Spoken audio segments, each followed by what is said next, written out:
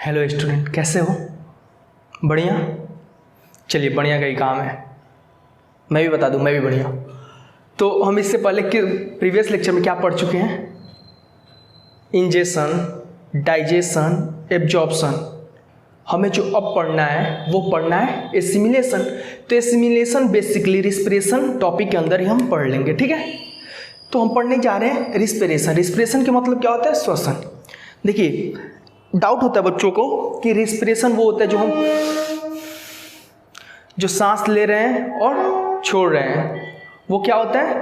Respiration होता है। Basically हम यही समझते हैं ना कि जो हम सांस ले रहे हैं और छोड़ रहे हैं, नहीं, उसको हम ब्रीदिंग बोलते हैं। ब्रीदिंग रिस्पिरेशन में अंतर होता है। ब्रीदिंग एक फिजिकल प्रोसेस होता है, रिस्पिरेशन एक केमिकल प्रोसेस होता है। रिस्पिरेशन अंदर होता है, जैसे हमने ऑक्सीजन लिया, ऑक्सीजन जाके अंदर कार्बन डाइऑक्साइड में कैसे बदला और कैसे हमने CO2 बाहर निकाला, ये सारा मिला के क्या हुआ? रिस्पिरेशन। लेकिन ऑक्सीजन लेना, CO2 छोड़ना, बस क्या है? ब्रीदिंग, ठीक है? तो रिस्पिरेशन के बारे में हम देखते हैं। रिस्पिरेशन क्या होता है? रिस्पिरेशन होता क्या है? अ बायोकेमिकल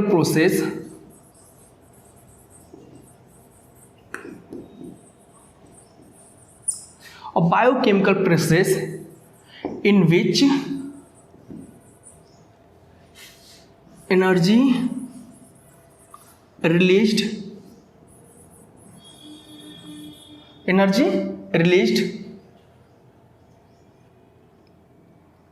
by assimilated food। तो हम पढ़ते हैं टाइप्स ऑफ रिस्पिरेशन। रिस्पिरेशन समझ में आया आपको? रिस्पिरेशन होता है एक ऐसा प्रोसेस जिसके अंदर एनर्जी बनता है। Energy, formation of energy on consuming glucose को तोड़ के एनर्जी में कन्वर्ट करना ही क्या कहलाता है? रिस्पिरेशन होता है, ठीक है? अब टाइप्स ऑफ रिस्पिरेशन देखते हैं। देखिए, दो टाइप के रिस्पिरेशन होते हैं। एक होता है एरोबिक रिस्पिरेशन और दूसरा होता है एनएरोबिक रिस्पिरेशन। देखिए, एरोबिक रिस्पिरेशन क्या होता है? ये रिस्पिरेशन हम किसकी बात कर रहे हैं? रिस्पिरेशन दो टाइप के होते हैं। कोई भी लिविंग ऑर्गेनिज्म हो, चाहे वो प्लांट हो, एनिमल हो, गाय हो, बकरी हो, ह्यूमन हो, कोई भी हो, दो टाइप से ही हो सकते हैं, एरोबिक और एनएरोबिक। तो एरोबिक रिस्पिरेशन वो होते हैं respiration taking place in presence of O2, ये ऑब्सेंस ऑफ O2।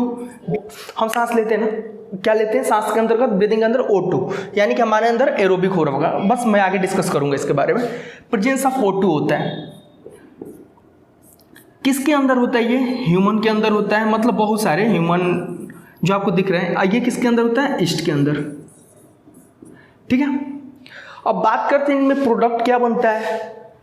तो एरोबिक रिस्पिरेशन के अंतर्गत जो प्रोडक्ट बनता है वो बनता है CO2 plus H2O plus energy. क्या बना? इसके रिस्पिरेशन में जो प्रोडक्ट बनता है, जो लास्ट में जो भी प्रोडक्ट बने, वो क्या क्या बनता है? CO2, H2 और एनर्जी। जो ईस्ट में बनता है वो क्या बनता है? CO2, H2O मतलब पानी, यहाँ पे बनता है दारू। और इस सर क्या बोल गए? हाँ, इथेनॉल क्या होता है? जो शराब पीते हैं ना, अल्कोहल, इथेनॉल बनता है प्लस एनर्जी। अब वो सर हमारे लिए कौन सा अच्छा होता है? मतलब एक होता है ना, बात करो अगर कि एरोबिक रिस्पिरेशन अच्छा है कि एनएरोबिक रिस्पिरेशन अच्छा है, तो मैं बात करूँ कि एरोबिक अच्छा है कि एनएरोबिक, तो देखिए आप खुद समझ जाओगे कौन सा अच्छा है। इसमें निकलता है 38 ATP एनर्जी, इसमें निकलता है 2 ATP। ATP क्या होता है? बस ऐसे समझो, करेंसी है, करेंसी ऑफ एनर्जी। हमें कोई अगर मान लो कि मैं लिख रहा हूँ, ह्यूमन लिखने में मुझे कुछ एनर्जी लॉस हुआ, वो कहाँ आया? ATP का फॉर्म। मान लीजिए लिखना है तो हमने कितना ATP यूज किया? मान लो 0.5 ATP यूज किया पूरा पढ़ाने में, समझ लो, तो वो क्या है? एक करेंसी है। तो अब कौन सा सही है? 38 ATP वाला। फुल फॉर्म क्या होता है ATP का? Adenosine triphosphate. हमने क्या पढ़ा कि रिस्पिरेशन कितने टाइप के होते हैं? दो टाइप के, एरोबिक रिस्पिरेशन, एनएरोबिक रिस्पिरेशन। ये प्रेजेंस ऑफ O2 होगा, ये ऑब्सेंस ऑफ O2 होगा। ये ह्यूमन में होता है, ये ईस्ट में होता है। इसमें जो प्रोडक्ट बनता है CO2 रिलीज होता है, H2 बनता है और एनर्जी बनता है। इसमें क्या होता है CO2 इथेनॉल प्लस एनर्जी। याद कैसे करोगे? उसमें पानी, हमारे अंदर पानी और इनके अंदर शराब, इथेनॉल। ठीक है, यहाँ तक आपने समझ रखा होगा। चलिए हम मूव करते हैं आगे। हाँ, कुछ एक और चीज़ यहाँ ये लिख दूँ मैं। जो एरोबिक रिस्पिरेशन होता है वो फाइनल कहाँ जाके होता है? माइटोकॉन्ड्रिया के अंदर। ये फाइनल कहाँ पे हो जाता है? साइटोप्लाज्म में। इसीलिए इसको क्या बोला जाता है? Power house. ठीक है, देखिए होता क्या है, जब इंटेस्टाइन में क्या हुआ? एब्जॉर्ब हुआ। क्या एब्जॉर्ब हुआ? फूड। एब्जॉर्ब हुआ फूड, कहाँ गया? ब्लड में। कहाँ गया? ब्लड में। फूड गया ब्लड में, और वो ब्लड से कहाँ लेके जाएगा? सेल के पास या टिश्यू के पास। ठीक है, अब क्या होता है कि जो हम सांस लेते हैं, जो हम ऑक्सीजन लेते हैं, ऑक्सीजन लेके वो कहाँ गया? वो भी ब्लड को गया। मैं बताऊंगा आगे कैसे। ठीक है, बस इतना समझो। O2 भी कहाँ गया? ब्लड में गया। ब्लड ये भी कहाँ गया? सेल में गया। समझ में आ रहा है? यानी कि जो एसिमिलेटेड फूड है, यहाँ से क्या एब्जॉर्ब हुआ था? मैं बोलूँ तो ग्लूकोज। ग्लूकोज गया ब्लड में, ब्लड से सेल में। अब देखिए होता क्या है, ये हैं भाई साहब,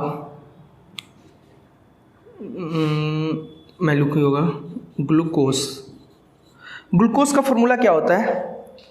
C6H12O6। मतलब नंबर ऑफ कार्बन कितने हैं? 6 कार्बन। ध्यान रखिएगा, 6 कार्बन। ये ग्लूकोज आगे चल के टूटता है पायरुवेट में। किसमें? पायरुवेट में, या पायरुविक एसिड भी बोलते हैं हम इसको। क्या बोलते हैं? Pyruvic acid. इसका फॉर्मूला होता है CH3C double bond O CH3। इसमें कितने कार्बन है? 3 कार्बन है। इसमें 6 कार्बन है, इसमें 3 कार्बन है। दोनों को बैलेंस करने के लिए क्या करूं? इसके 2 मॉलिक्यूल बना दूं। अगर मैं 2 से मल्टीप्लाई कर दूं, 2 मॉलिक्यूल होंगे तो 6 हो जाएगा। यानी कि एक ग्लूकोज टूट के कितना पायरुवेट बनाता है? 2 पायरुवेट। 2 मॉलिक्यूल बनते हैं किसके? पायरुवेट के। Okay, 1 minute. किसका बना? पायरुवेट का। होता क्या है, जो ये ग्लूकोज पायरुवेट में टूटता है, इसी को बोलते हैं हम ग्लाइकोलिसिस। क्या बोलते हैं हम? ग्लाइकोलिसिस। ये कहां पर होता है? तो साइटोप्लाज्म के अंदर। ठीक है, साइटोप्लाज्म के अंदर ये हुआ। अब क्या होता है, ये जो प्रोसेस होता है ये सब में होता है। एरोबिक, एनएरोबिक, जानवर, बकरी, मुर्गा, भैंस, बिल्ली, सब में होता है ये। ठीक है, उसके बाद से अगला प्रोसेस होता है। ठीक है, होता क्या उसके बाद से कि ऐसे आपके एनसीईआरटी में भी सेम ऐसे दिया, मुझे समझाने में आसानी रहेगा। Absence of O2, absence of O2, O2 है ही नहीं तो ये क्या, कौन सा है? Respiration and aerobic. Anaerobic respiration है, किस में होता है? ईस्ट में। क्या बनेगा? क्या बनेगा? तो सर आपने बोला था CO2 बनेगा, इथेनॉल बनेगा, CO2 बनेगा, इथेनॉल बनेगा, और क्या बनेगा? एनर्जी। ठीक है, दूसरी बात आती है लैक ऑफ ऑक्सीजन। सर ये तो नहीं बताया था आपने, अब बता दे रहा हूं। ये कहां पे होता है? मसल सेल में। इसमें होता है लैक ऑफ ऑक्सीजन का मतलब हुआ कि जितने भी जैसे हम बहुत ज़्यादा रनिंग कर रहे हैं या बहुत ज़्यादा काम करते हैं, हम जिम चले गए पहले दिन जिम जाते हैं तो हमारी बॉडी पूरी पेन करती है। ऐसा क्यों होता है? आदत नहीं होता है, उस बॉडी को कितना रिक्वायरमेंट है एनर्जी की, तो एनर्जी बनाने के लिए वो क्या करता है, बिना ऑक्सीजन का ही एनर्जी ब्रेक डाउन करने लगता है, मतलब एनर्जी रिलीज करने लगता है। जल्दबाजी में ऑक्सीजन नहीं आया तब भी रिलीज करो, तो उससे क्या होता है कि वहाँ पे एक लैक्टिक एसिड बनता है उस मसल सेल के अंदर, उसी कारण क्या होते हैं, हमें पेन होता है। क्या बनता है? Lactic acid.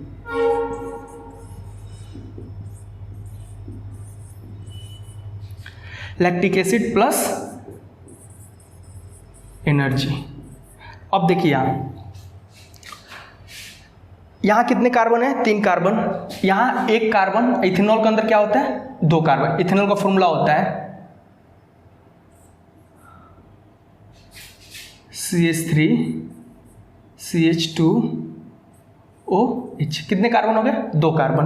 तो 2 1 3 कार्बन। यहां लैक्टिक एसिड का फॉर्मूला होता है CH3 CHOH CH। यहाँ कितना हो गया? 3, यानी कि ऐसे ही बैलेंस हो गया, इसलिए CO2 नहीं आया।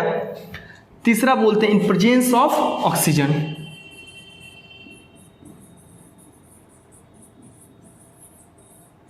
In presence of oxygen, oxygen के प्रेजेंस में ये कहाँ पे होता है? ये सब में होता है ह्यूमन में, लेकिन ये कहाँ पे होता है? माइटोकॉन्ड्रिया के अंदर। कहाँ होता है? माइटोकॉन्ड्रिया के अंदर। ये सब दोनों कहाँ होंगे? साइटोप्लाज्म में। ये कहाँ होगा? साइटोप्लाज्म में। ये कहाँ होगा? साइटोप्लाज्म में। ठीक है। यहाँ क्या बनेगा? सर आपने बताया था CO2 और उसमें दारू की जगह पानी लिख दो और एनर्जी।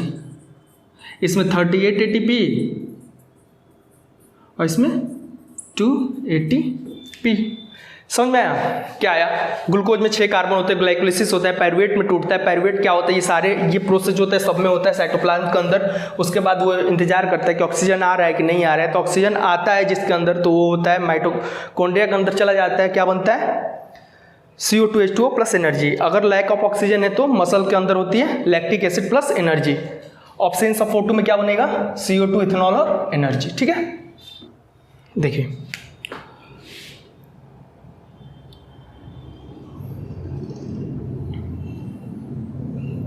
ये हुआ सेल, इधर से आया ग्लूकोज, इधर से आया ऑक्सीजन, इसके अंदर गया है ना। इसके अंदर जब ग्लूकोज आया तो क्या बना?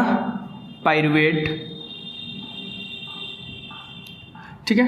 ये कौन है? माइटोकॉन्ड्रिया। मैं ऐसे बना रहा हूँ जनरली। पायरुवेट इसके अंदर गया और O2 इसके अंदर गया। बाहर क्या निकला? CO2 H2O plus energy. आ रही है बात मेरी समझ में? आ रही होगी। अब देखिए जो मैं ये किसके अंदर है? एरोबिक के अंदर। एनएरोबिक के अंदर क्या हो जाएगा? ये होगा ही नहीं, O2 आएगा। O2 होगा ही नहीं तो पायरुवेट किस में टूट जाएगा? इथेनॉल और CO2 वाले में।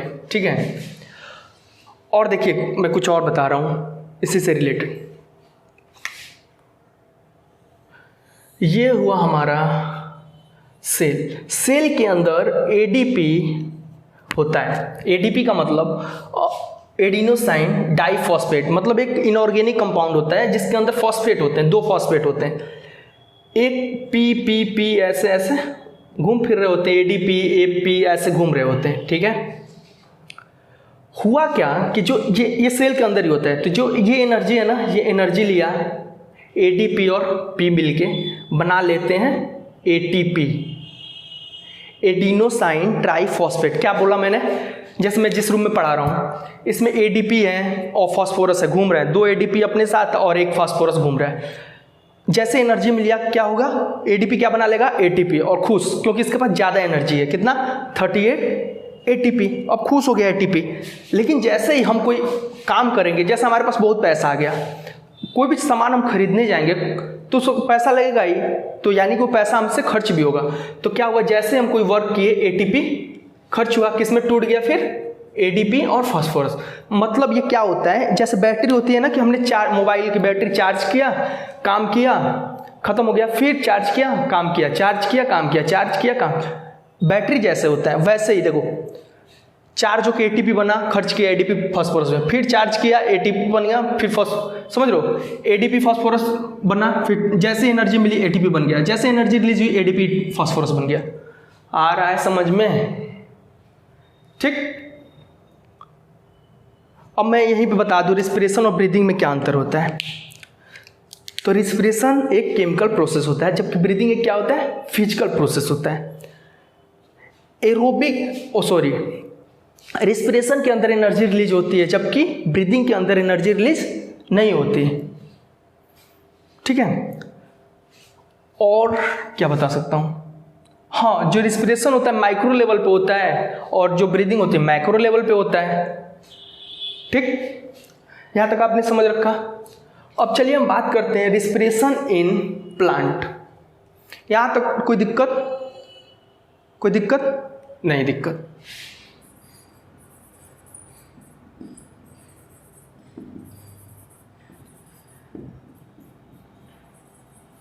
Respiration in plant.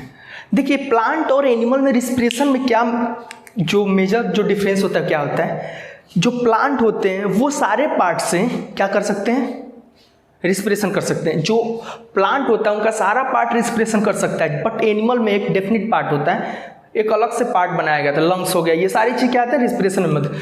इनमें जो होता है इनका रूट भी करता है, इनके स्टेम भी करते हैं, इनके लीव्स भी करते हैं। ठीक है। रूट में कौन करता होगा? रूट के पास रूट हेयर होते हैं। मैं अगर डिस्कस करूँ यहाँ पे देखिए,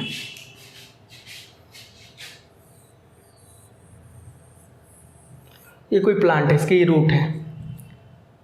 रूट्स में बहुत छोटे छोटे रूट हेयर होते हैं। ये क्या करते हैं कि जो मिट्टी के अंदर, सॉइल के अंदर O2 मौजूद होता है, O2 मौजूद होता है, उन O2 को लेके क्या करते हैं अपना, अब किसके थ्रू लेते हैं? रूट हेयर के थ्रू। ठीक है। अब एक आपने देखा होगा कि बाढ़ में या पानी बहुत दिनों तक हो जाता है तो कई सारे पेड़ गिर जाते हैं, सूखने लगते हैं। ऐसा क्यों होता है? क्योंकि जैसे ही यहाँ पे पूरा पानी भरा तो ऑक्सीजन क्या होंगे, खत्म हो जाएंगे, ऑक्सीजन खत्म हो जाएंगे। ऑक्सीजन खत्म होगा तो कौन सा रिस्पिरेशन होने लगेगा? Anaerobic respiration.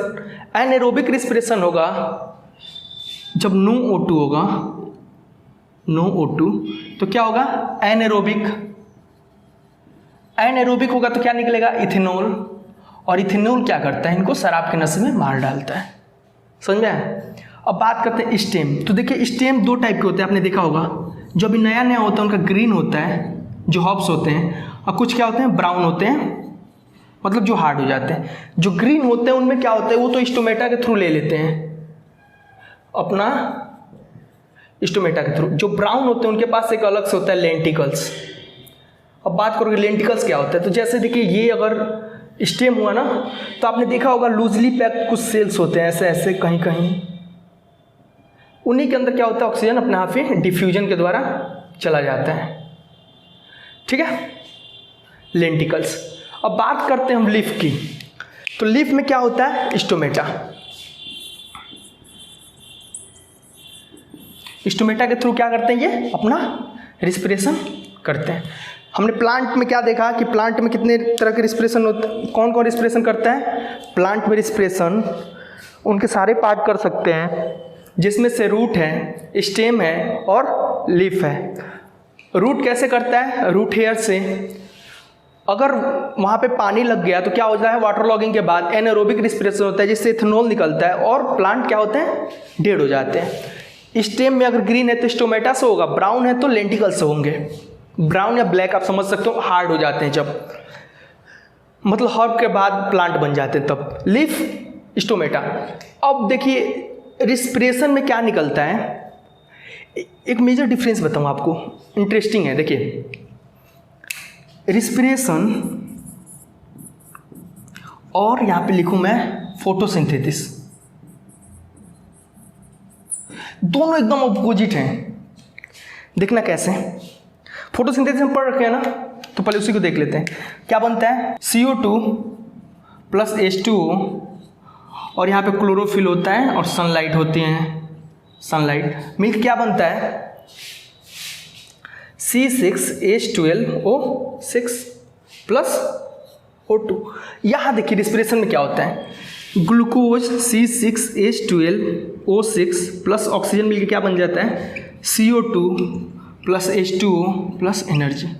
देखो यहाँ पे एनर्जी और यहाँ पे एनर्जी, सनलाइट वाली एनर्जी थी, यहाँ पे एकदम अपोजिट दिख रहा है ना आपको।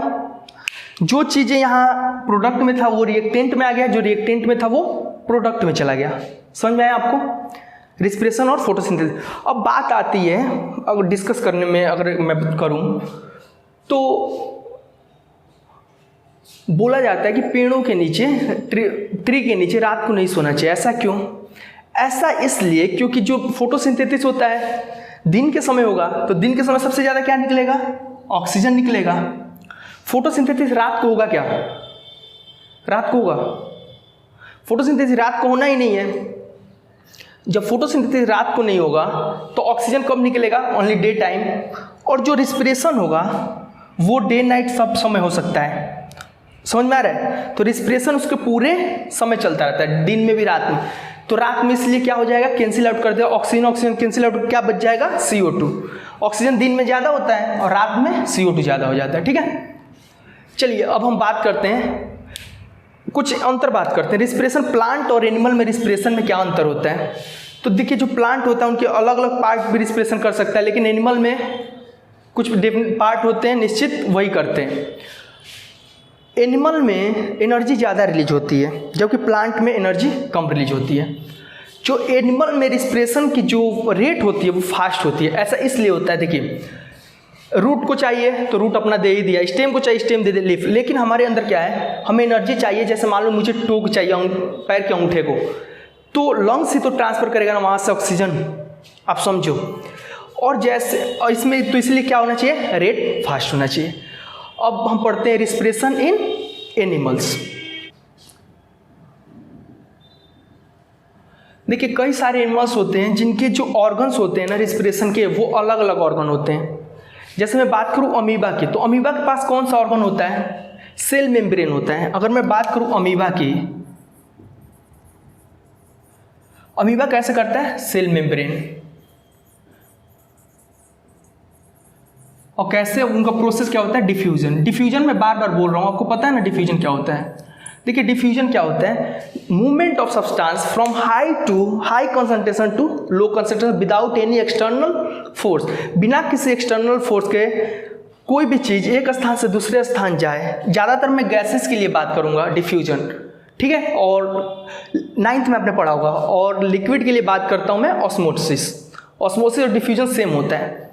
जैसे रूम में मैं अगरबत्ती जला दूं तो आपकी नाकों तक पहुंच जाता है उसकी सुगंध। ऐसा किस लिए होता है, क्योंकि वो क्या होता है, यहाँ पे उसके धुएं ज़्यादा हो गए मॉलिक्यूल्स, आपके पास मॉलिक्यूल्स कम है, तो ये हाई से लो की तरफ वो मूव करेगा। ओके, अमीबा से बाद में बात करूं तो अर्थवर्म।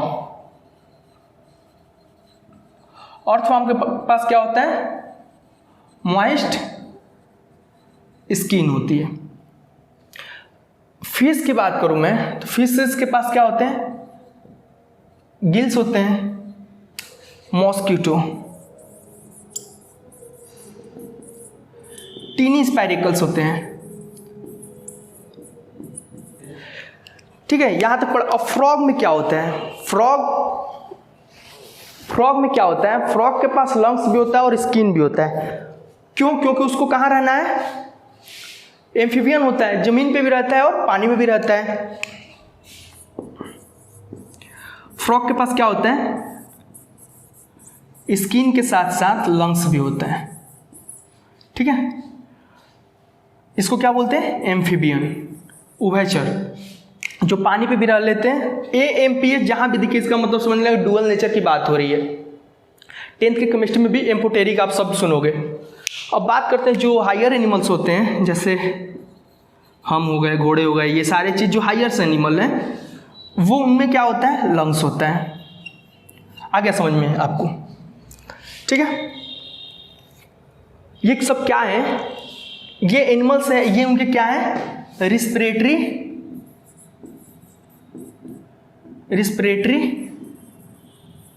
ऑर्गन्स। अगर मैं बात करूं, यहीं से याद आ गया मुझे, रिस्पिरेटरी गैसेस कौन कौन से होते हैं? रिस्पिरेटरी गैस कौन कौन से होते हैं? तो यहां लिख दूं अगर मैं,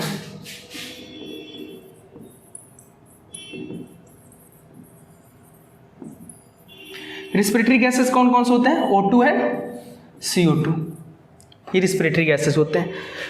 तो हम अपने लास्ट टॉपिक पे पहुंच चुके हैं, रिस्पिरेशन इन ह्यूमन। चलिए देखिए, बात करते हैं पहले रिस्पिरेटरी ऑर्गन की।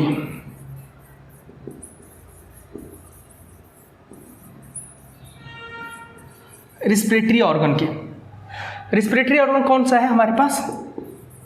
लंग्स। इनकी 3 कैरेक्टर होते हैं, मतलब बहुत ज़्यादा इंपॉर्टेंट होता है, भगवान ने बनाया है। क्या बनाया है? लार्जर सरफेस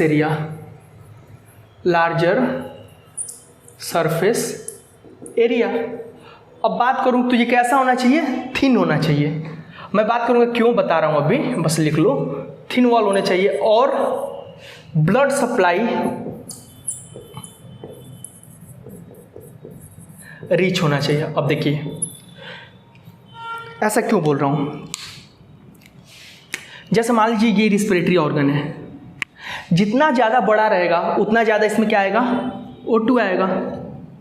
जितना ज़्यादा बड़ा रहेगा, मैं पॉइंट नंबर 1 लिख रहा हूँ, अगर ये 1 हुआ, ये 2 हुआ और ये 3 हुआ, तो यहाँ लिखूँ फॉर मोर O2 ज़्यादा से ज़्यादा मिले, यहाँ पे डिफ्यूजन आसानी से हो जाए और यहाँ पे ट्रांसपोर्ट हो जाए। देखिए O2 आया, पहले इस O2 को लंग्स के द्वारा, मतलब किसी रिस्पिरेटरी ऑर्गन के द्वारा कहाँ जाना है? ब्लड में जाना है। तो ये जितना वाल पतला होगा उतनी आसानी से जाएगा। अब कहाँ चला गया? ब्लड में। अब ब्लड जितना ज़्यादा हो उतना ही तो सारे बॉडी को पहुँचाएगा। आया समझ में? लार्जर सरफेस एरिया इसलिए ज़्यादा ऑक्सीजन मिले, थिन वाल इसलिए कि ज़्यादा जल्दी से जल्दी डिफ्यूजन हो, और ब्लड सप्लाई रिच इसलिए कि ज़्यादा ट्रांसपोर्टेशन हो, सारे पार्ट को बहुत तेज़ी से ब्लड ही ले जाता है। तो ब्लड जो कैरियर होता है, तो जितनी तेज़ी से ट्रांसफ़र कर पाए ऑक्सीजन सारे से।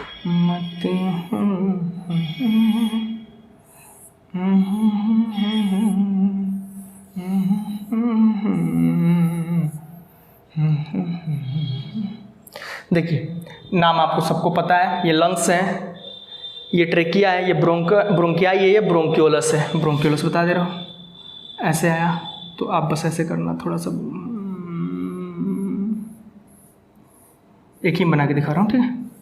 ऐसे फैल गया। जब यहाँ पे आता है तो उसके पास क्या होता है? ऐसे स्ट्रक्चर होता है, बैलून लाइक स्ट्रक्चर होता है, ठीक है? उस बैलून लाइक स्ट्रक्चर का नाम होता है एल्वियोलाई, जिसका नाम होता है एयर सैक, ठीक है? होता क्या, देखिए जैसे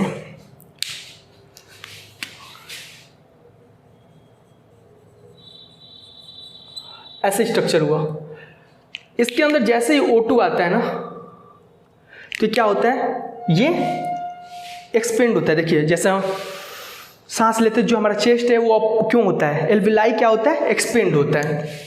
जैसे एल्विलाई एक्सपेंड हुआ तो ये क्या हो गया? सर्कुलर हो जाता है। सर्कुलर होने के बाद ये क्या करता है कि इसके जस्ट बगल में, इसको आप लिख लेना एक बार, फिगर तो कहीं से मिल जाएगा, नोस्ट्रिल्स, ट्रेकिया,